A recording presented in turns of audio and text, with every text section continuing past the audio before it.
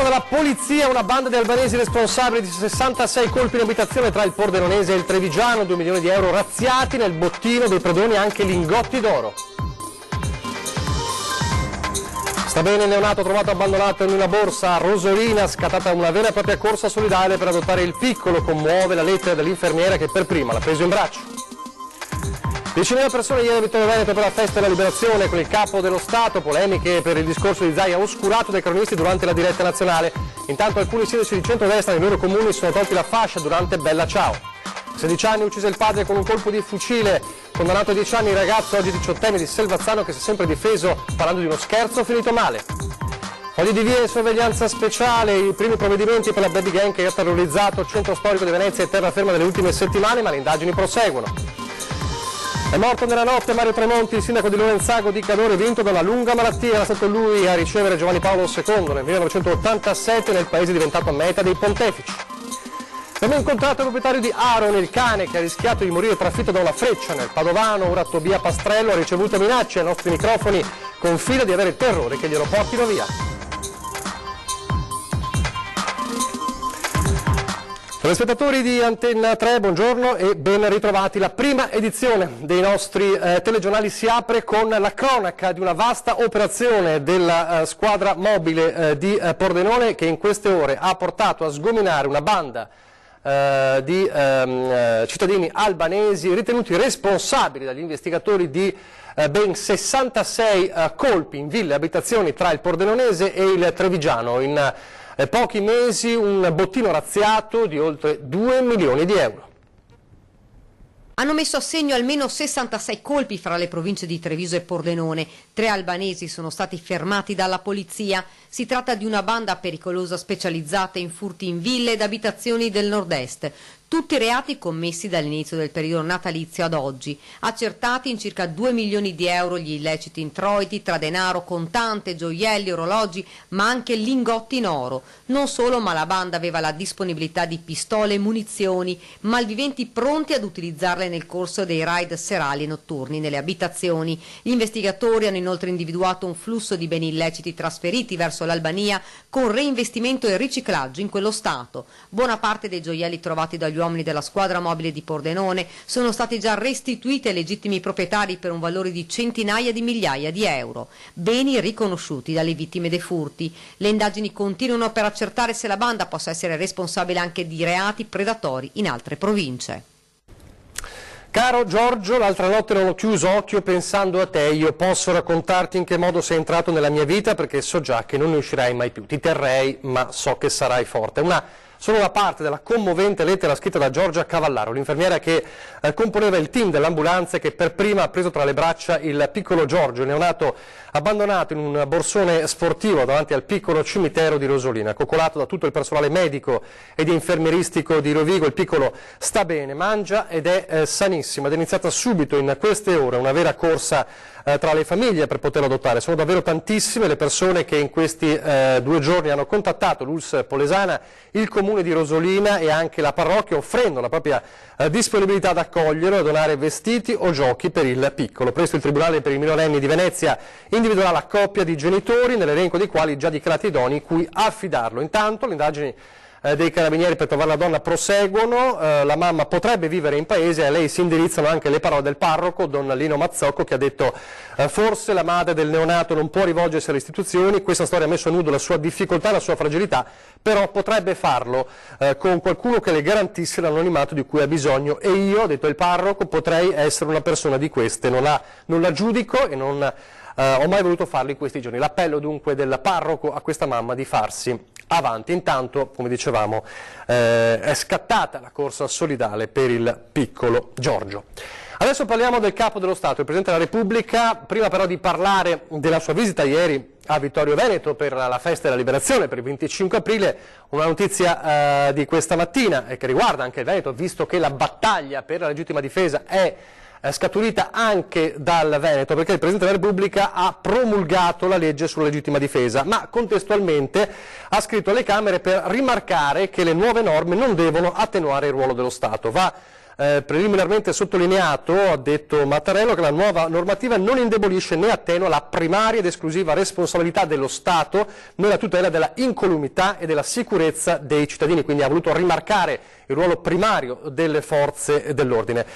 Sull'introduzione del concetto di grave turbamento, che è la novità della legittima difesa, dice Mattarella, non può essere invocato soggettivamente da chi ha sparato. Ecco, questo è uno dei rilievi del Presidente della Repubblica. Se fosse una discriminante sempre e comunque colui che ha sparato, potrebbe dire di essere stato in grave turbamento per evitare il processo e quindi l'eccesso di legittima difesa. Bisogna invece, sottolinea Mattarella nel promulgare la legge, che questo stato di grave turbamento sia riconosciuto oggettivamente.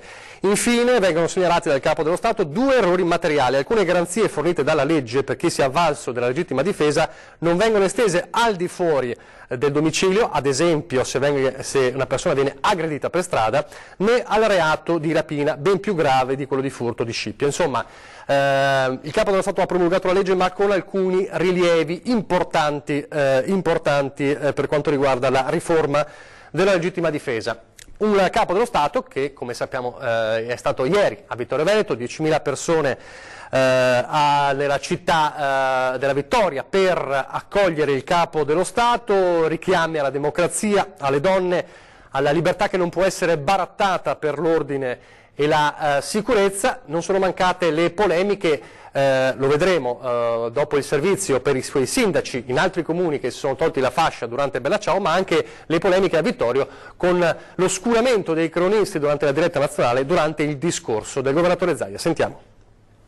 Festeggiare il 25 aprile, giorno anche di San Marco, significa celebrare il ritorno dell'Italia alla libertà. È stato anche un omaggio alla storia veneta, al di là delle celebrazioni della liberazione, quello fatto ieri al Teatro da Ponte di Vittorio Veneto da parte del Presidente della Repubblica Sergio Mattarella.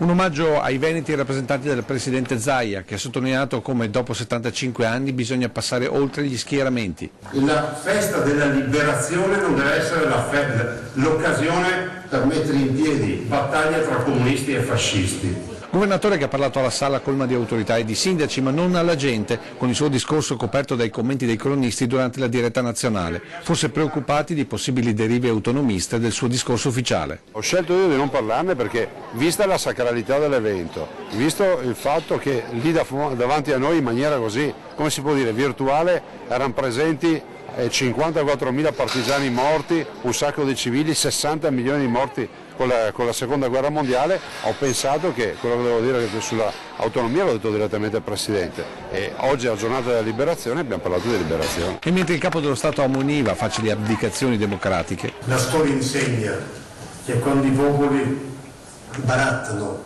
la propria libertà in cambio di promesse di ordine e di tutela, gli avvenimenti prendono sempre una piega tragica e distruttiva. Un omaggio alle donne fatto da Francesca Meneghin, donna prima che partigiana. Signor Presidente, non mi rimproveri se dico anche a lei, come ho scritto molte altre volte, se non fosse in quel periodo non ci fossero state le donne, la resistenza sarebbe stata più lunga e con maggiori lutti. Oltre alle donne, dal governatore il richiamo in quei giorni all'azione forte della Chiesa, soprattutto quella rurale, quella più vicina alla gente. Un piccolo borgo che si chiama Montaner. Lì a Montaner un prete, Don Faè, assieme a Giovan Battista, Bitto, dà vita al primo gruppo di partigiani.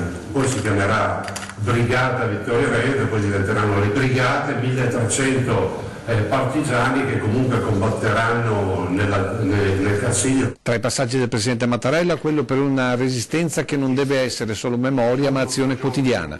Perché sappiamo che la libertà non può essere elargita dagli altri, non vi sono liberatori, ma soltanto uomini che si liberano. Mentre dal governatore l'impegno a rendere luogo della memoria, della liberazione, anche la foiba veneta del Cansiglio. Dico che dovrà essere valorizzato, adesso parlerò anche con i miei, da un punto di vista proprio anche architettonico, di visita, magari anche, perdonatemi se lo dico, anche ponendo una questione che è una questione di rispetto, che il picnic lo si deve fare a un po' di distanza dal Buttus della Lun, perché lì veramente si è celebrata una tragedia per il Veneto.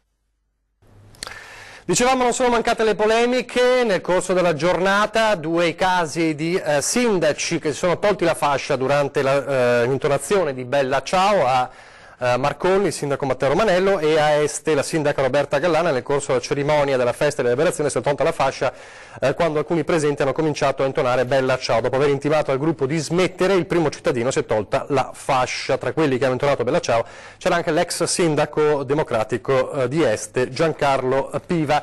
Il capo dello Stato era Vittorio Veneto, a Padova invece c'era il presidente del Senato Casellati.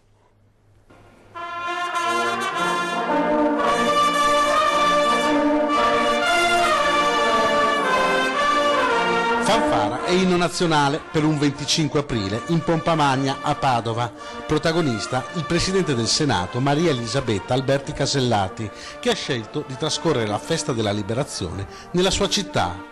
Dal palco la seconda carica dello Stato si è commossa parlando del padre poliziotto condannato a morte per la sua opposizione al regime fascista e ha poi ricordato il sacrificio degli studenti del Bo. Sono gli stessi valori per i quali hanno combattuto i giovani della nostra università e sono gli stessi valori su cui si fonda la nostra Costituzione. Ed i nostri giovani, oggi che hanno in mano il presente e il futuro della nostra nazione, devono conoscere questa storia.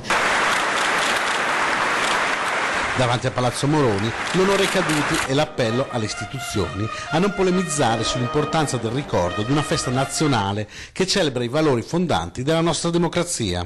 Giovani ed anziani, militari esperti e renitenti alle prime armi, non credenti e cattolici impegnati, uomini e donne, non era importante dichiarare la propria appartenenza politica, ma andare oltre l'indifferenza e il comodo stare alla finestra in attesa dei liberatori.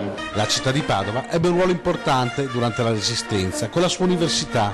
Il sacrificio di cittadini, studenti e partigiani che lottarono per la libertà non può essere sporcato dal revisionismo, ha sottolineato il sindaco Giordani. La Resistenza, che fu fondamentale per la caduta del nazifascismo, fa parte della nostra storia e chi ha lottato per la democrazia deve essere anche oggi esempio per tutti. Ancora la cronaca però legata alla politica, lo leggiamo da un lancio di agenzia ANSA. Un gruppo di antagonisti ha aggredito la notte scorsa due simpatizzanti della Lega che si trovavano insieme ad altri amici all'interno di un locale del ghetto di Padova. A denunciare i fatti stamane è stato il senatore del Carroccio Andrea Ostellari. Uno degli aggrediti, riferisce il parlamentare, è dovuto andare in pronto soccorso per una lesione a un orecchio. La prognosi è di 7 giorni. Un'altra persona è stata picchiata. L'aggressione, secondo la questura, potrebbe avere una matrice politica, indaga la polizia, ovviamente la Digos. Adesso restiamo a Padova con la cronaca giudiziaria. A 16 anni uccise il padre con un colpo di fucile alla testa mentre stava riposando. È stato condannato a 10 anni il ragazzo di Salvazzano, ora 18enne, che si è sempre difeso dicendo di aver voluto fare uno scherzo al genitore, finito male. Omicidio premeditato di suo padre, per questo dovrà scontare 10 anni e 8 mesi. Questa è la condanna inferta in primo grado dal Tribunale dei minori di Venezia al figlio di Enrico Boggian, l'imprenditore 52enne di Salvazzano, ucciso nella sua abitazione il 24 marzo del 2017. All'epoca dei fatti il ragazzo aveva 16 anni, da poco ne ha compiuti 18 e attualmente si trova rinchiuso nel carcere minorile di Treviso. Il giorno dell'omicidio il ragazzo era rimasto a casa da scuola sostenendo di essere indisposto, poi era andato a studiare dalla nonna e lì riuscì a prendere il fucile Beretta 22 del nonno custodito all'interno di un armadio. Tornato a casa lo ha nascosto in bagno e dopo aver pranzato con il padre ha aspettato che il genitore si addormentasse sparandogli un colpo alla nuca. Lo ha ucciso a sangue freddo e poi si è costruito un alibi andando a fare un giro in bicicletta, nascondendo l'arma e tornando a casa dando poi l'allarme chiedendo aiuto disperato ai vicini. La tesi della rapina finita male non ha mai convinto gli investigatori, appoggiato sul tavolo il prezioso Rolex dell'imprenditore. Per l'accusa un delitto pianificato e premeditato il cui movente sarebbe stato dettato dalla rabbia del ragazzo per un no ricevuto dal papà. Nessuno ha mai creduto alla versione dello scherzo finito male, sempre sostenuta dal ragazzo e dal suo avvocato. Il minorenne ha sempre detto di aver voluto fare un gioco, voleva spaventare il padre, ma dalla carabina partì accidentalmente un colpo. Ha confessato il delitto solo dopo molte ore di interrogatorio. La madre, in questi anni di carcere, gli è sempre rimasta vicina. Il legale del ragazzo presenterà ricorso in appello. Per il momento il 18enne proseguirà il percorso di recupero intrapreso all'interno del carcere minorile di Treviso, dove sta portando avanti gli studi. A Venezia adesso con le ultime novità, gli ultimi aggiornamenti sulla Baby Gang che nelle ultime settimane ha terrorizzato il centro storico ma anche la terraferma veneziana. In collegamento telefonico per noi Ilaria Marchiori da Venezia. Ilaria. Buongiorno da Venezia, è stata messa in atto la prima parte dell'intervento anti-baby gang da parte del questore Mascio Pinto. Sono quasi tutti mestrini destinatari delle misure di prevenzione che ha firmato. Si tratta di 10, a cui si aggiungono però un giovane veneziano e un trevigiano, a cui è stato notificato un foglio di via che gli impedirà di tornare in laguna appena l'arresto. Si tratta di tutti ragazzi maggiorenni però al di sotto dei 20 anni.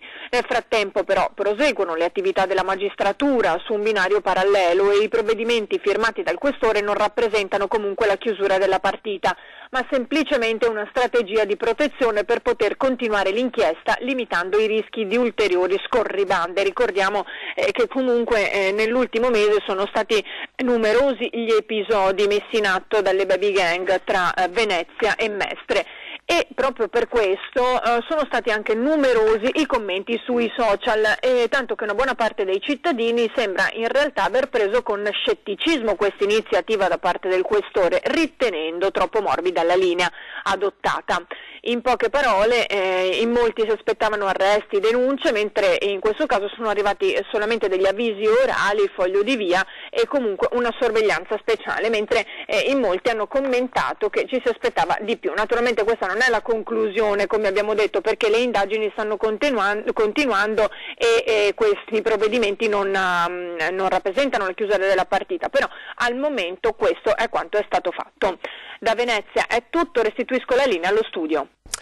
Grazie Ilaria Marchiori. Adesso il lutto nel Bellunese per la scomparsa del sindaco di Lorenzago di Cadore, Mario Tremonti. 64 anni, nato a Pieve di Cadore, il primo cittadino si è spento la scorsa notte, vinto da una lunga malattia, una lotta che tuttavia non gli ha impedito di restare alla guida del comune fin quando ha potuto, fino a poco tempo fa. Quello che si concludeva in questi giorni era il suo quinto mandato da sindaco, il terzo consecutivo. Tremonti è stato il sindaco, per tutti il sindaco dei Papi. Fu lui ad accogliere Papa Wojtyła durante le sue prime vacanze a Lorenzago nel 1987, quelle vacanze che hanno fatto diventare poi Lorenzago, prima con Giovanni Paolo II, poi con Benedetto XVI, il paese dei Papi. Un dolore e un cordoglio in tutta la comunità e nella provincia di Belluno. Tra i primi a mandare un messaggio di cordoglio anche alla famiglia il presidente della provincia Roberto Pedrin, che abbiamo raggiunto al telefono proprio questa mattina. Sentite le sue parole sul sindaco.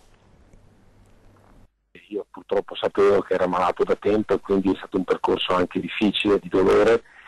Ogni tanto lo sentivo, sempre con la sua determinazione a non mollare, ma è chiaro che questi mali purtroppo sono mali che non perdonano, quindi lascio un grande vuoto, ma lo dico da persona che l'ho conosciuta anche se non proprio intimamente, ma comunque anche nel suo percorso amministrativo ha lasciato un grandissimo segno, una persona sempre determinata, proprio con una grande passione per l'amministrazione civica. Penso che siano valori questi che devono essere insegnati per chi si mette con un impegno a servizio dei propri cittadini. Ecco, penso che Mario sia stato veramente un esempio, ma non lo dico oggi perché non c'è più, perché sarebbe facile parlare bene sempre delle persone che poi mancano, ma lo dico veramente con il cuore, perché Mario è stata una persona veramente di esempio per tutti, perché ci ha dato anima e cuore in tante battaglie. Poi io penso che ha contribuito molto anche alla presenza del Papa Giovanni Paolo II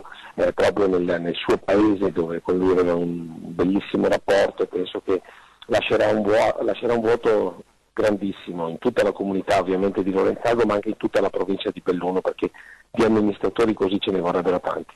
L'ultima volta l'ho sentito qualche mese fa, a gennaio, quando mi aveva fatto appunto una richiesta e mi chiamava dal municipio, quindi io penso che finché ha avuto le forze per essere lì nel suo studio lo ha fatto. Adesso pochi istanti di pubblicità, torniamo subito.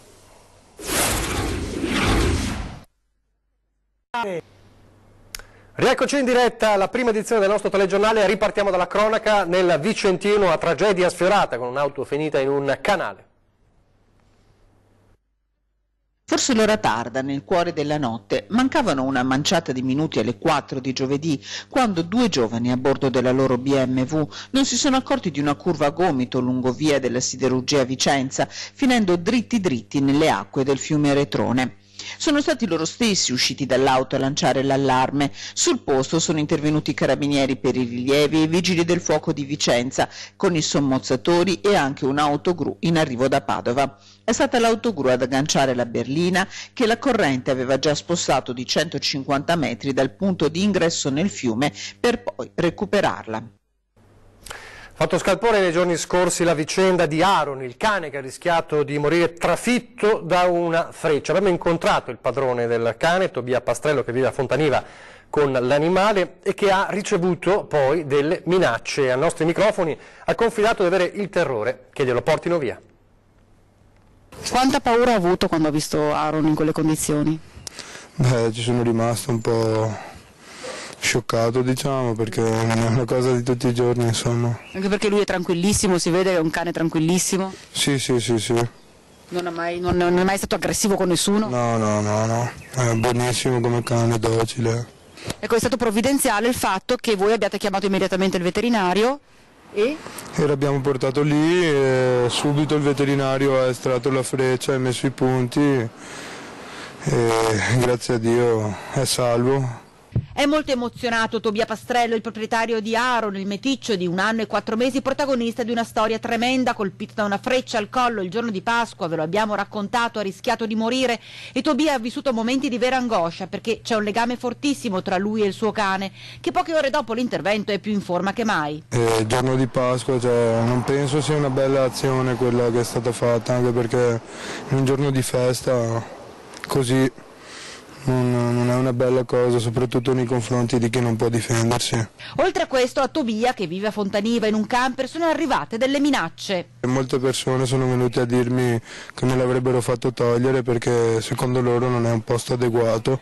Questo è successo anche poche ore fa? Io il mio cane non lo voglio lasciare. Perché dicono che lei lo deve lasciare? Perché secondo loro non è un posto adeguato stare dentro il camper perché è piccolo e così, però io lo faccio uscire tutti i giorni, non è che lo lascio là dalla mattina alla sera, viene con me in giro la maggior parte delle volte. E nelle scorse settimane i soliti ignoti hanno persino danneggiato il camper dove vivono Tobia e il suo Aaron. Mi hanno rotto i vetri, mi hanno proprio scassinato, sono entrati dentro, mi hanno rotto finestre e anche all'interno ci sono dei danni, però non so chi possa essere stato. Sono azioni mirate secondo lei? Ma non lo so, io spero di no, anche perché non ho mai fatto niente di male a nessuno. In tutto questo il ragazzo ha un solo pensiero. Vorrei mai che me lo portassero via. Vedremo come si evolve il tutto dal momento che è stata sporta una denuncia ai carabinieri e se Tobia si trovasse davanti chi ha ferito il suo cane. Non ci sono parole da dire. C'è rabbia? Sì, molta. Intanto Aaron si avvicina sfrontato al microfono perché è chiaro che ha già fiutato l'odore del successo. Mi hanno detto... Ed ora le immagini dell'arrivo a Roma della staffetta della Città della Speranza. C'è anche la firma di Papa Francesco sulla maglietta dell'ultramaratona benefica che ha portato 25 runner a coprire la distanza fra Padova e Via della Conciliazione. Ultramaratona che si è conclusa quando Franco Masello, fondatore della Città della Speranza, ha varcato l'invisibile soglia del Vaticano, chiudendo così la staffetta per la Speranza, che durante l'udienza generale in piazza San Pietro ha permesso a una delegazione padovana di stringersi attorno al pontefice. È una corsa che abbiamo iniziato 25 anni fa e i risultati stanno arrivando perché 25 anni fa guarivano 20 bambini su 100, oggi siamo a 80 su 100 e questo grazie soprattutto e soltanto per la ricerca. Al Santo Padre è arrivata quindi la richiesta di portare sempre nel suo immenso cuore e di ricordare nelle sue preghiere la speranza di guarigione e i sogni di un futuro sereno dei bambini della Città della Speranza. Speranza.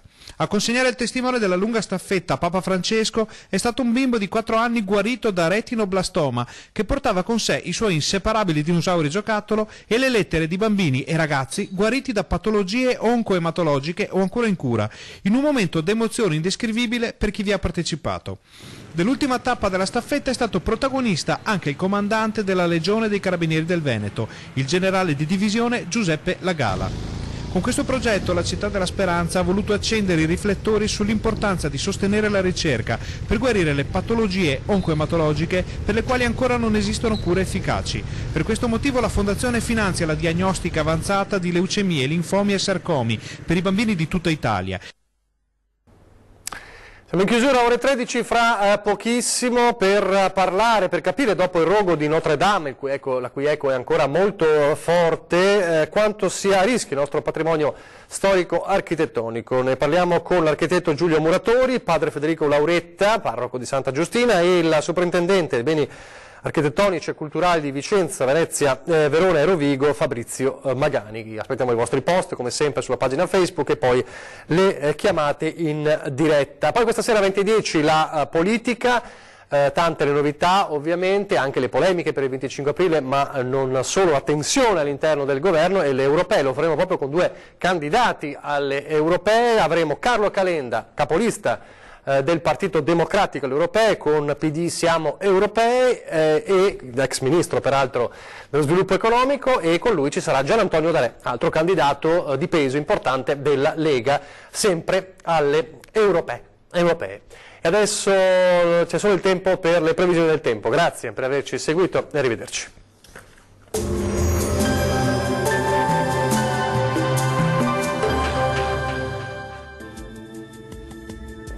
Ben ritrovati al meteo. Un fronte perturbato continua ad interessare le nostre regioni, dunque anche la giornata di venerdì 26 aprile sarà caratterizzata da un tempo spiccatamente instabile.